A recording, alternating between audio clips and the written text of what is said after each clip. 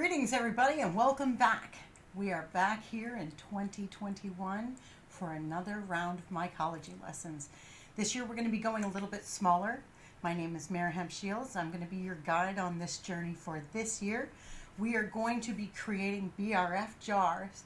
We're going to be inoculating them, and then we're going to fruit them in the smallest chamber that we have found. We did this for many reasons, mostly because there are urban dwellers, people who have now faced legalization, and they really don't have the room to grow. So this is designed really for you, for those of you who are in a small space, who have very little resources, but really want to grow. This video series will help you. So let's get started. We're going to start with our supplies for building our BRF jars. The first thing you're going to need is going to be jars. You want your jars to be smooth on the side, so that way when it comes time to birth your jar, it pops out without any kind of restrictions. You're going to need some sort of a lid.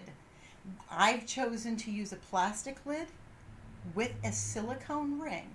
When choosing this lid, it's very important to make sure that your lid has an actual groove up here. And that's where your silicone is going to be going in.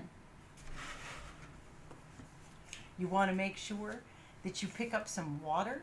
Get yourself the distilled water. You don't have to spend a lot on water, but getting the right kind of water for your BRF project will really give you superior results.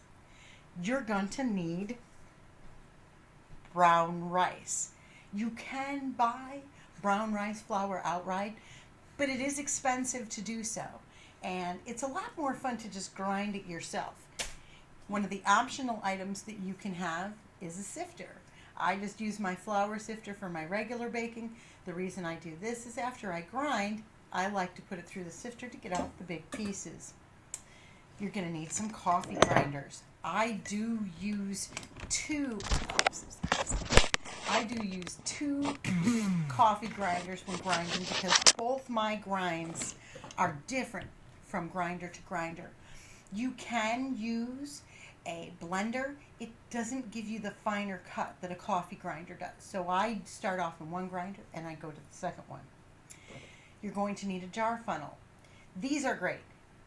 Secondhand stores is a good place for this. There's no reason why you should ever need to buy one of these at full retail price. You're going to need some measuring cups. I have a couple of different kinds of measuring cups that I use for these projects. You're going to want to make sure that you grab some bowls. I like musical bowls, but that's just a personal preference. They don't have to make a pretty sound just to use them, but it sure can be fun. I use scoop for scooping, and I have a spoon for stirring. So that gives us bowls, rice. I hope you're writing this down. You need a pen and paper. If you haven't gotten your pen and paper, get your pen and paper and write this down. You want your coffee grinders, your jars, your measuring cups, your funnel, your scoop, your spoon, your water. Oh, I almost forgot one of the most important parts. You're going to want some horticultural grade vermiculite. I got my large bag of vermiculite through the mail. Didn't even cost anything for shipping with Walmart. They delivered it. And then your distilled water. So that's your supply list to get you started. If you're going old school and you're not using plastic lids and you've opted for an old school method, what I use is a metal lid with a hole punch,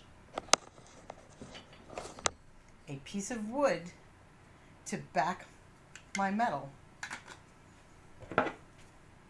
and a hammer tone. Make sure everything falls on the floor. That always makes it much better. But for these, I'm going to do one with that, but the rest of them is all going to be with the silicone rings.